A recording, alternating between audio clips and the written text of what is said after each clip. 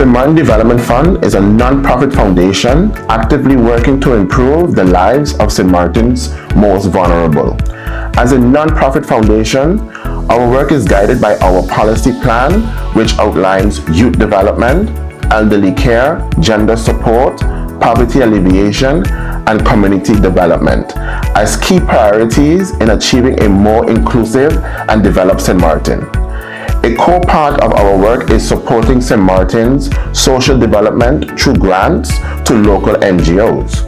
Thus far, with the support of the government of St. Martin and other private sector partners, we have supplied over 27 million guilders to several local NGOs.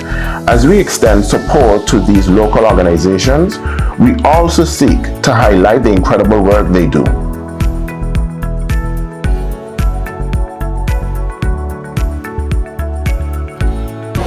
My name is Joost. I am the founder and managing director for Freegan Food Foundation. And my name is DJ. I'm also the founder, co-founder of Freegan Food Foundation and managing director. Hi, my name is Jason Balleveer. I'm working for Freegan Food Foundation as the manager of the Freegan Food Market.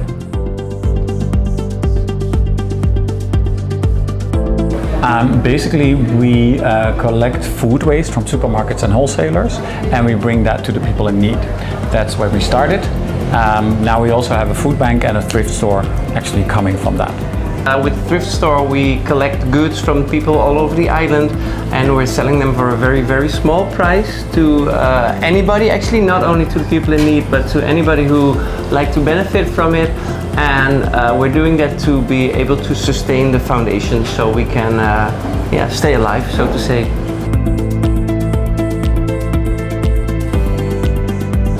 We came back, we used to live on the island from 2010 till 2013, and then we moved back to Holland, and then we saw Irma happening, and we were in Holland in our living room crying our eyes out, seeing the devastation that Irma did to St. Martin. And that, for me, that was like a turning point. I was like, I have to go back, we have to go back to the island to help. And 5 months after Irma, in February, we went back to St. Martin, and we just started to help with making meals for the people in need. And here we are 4 years later. And we're also an organization in that sense that is all about sustainability. Literally, with everything we do, we ask ourselves, is this sustainable? Is it good for the planet? Is it good for the island? Is it good for the people? Is it good for the animals? So I think that's what makes us a very different organization.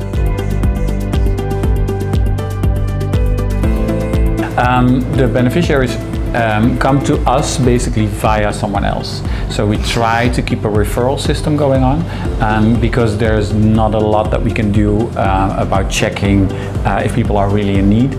So we prefer that someone comes to us and said, like, listen, I know a family, they really need help, their house is this and this and this, or their situation is this and this and this, and then that person can come to us and we do an intake with them, not only to see if they're eligible, but mainly also to see what their main needs are. So even if they we have a lady now that doesn't have a fridge at home, we get donated fridges. Well, maybe every month we get a fridge, so then we also know, like, oh, we get a fridge, we have someone for that. Yeah. Instead of just feeding someone, we also know we try to know as much of their personal situation as possible. Yeah. So my feedback from the beneficiaries has always been very positive. I always try to have a good relationship with them. Try to remember their names.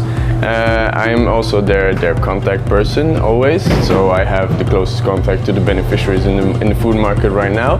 And whichever they have a problem, they come to me, and I always try to solve that. And it's always been very positive. Very glad. Very glad.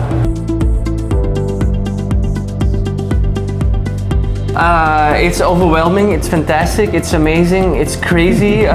Sometimes it's disheartening to see the amount of poverty on the island, but at the same time, the amount of help that we are getting as an organization that makes it possible for us to help the people who need it that's fantastic. So it's it's both. It's amazing, and sometimes it's also sad. Yeah. Yeah.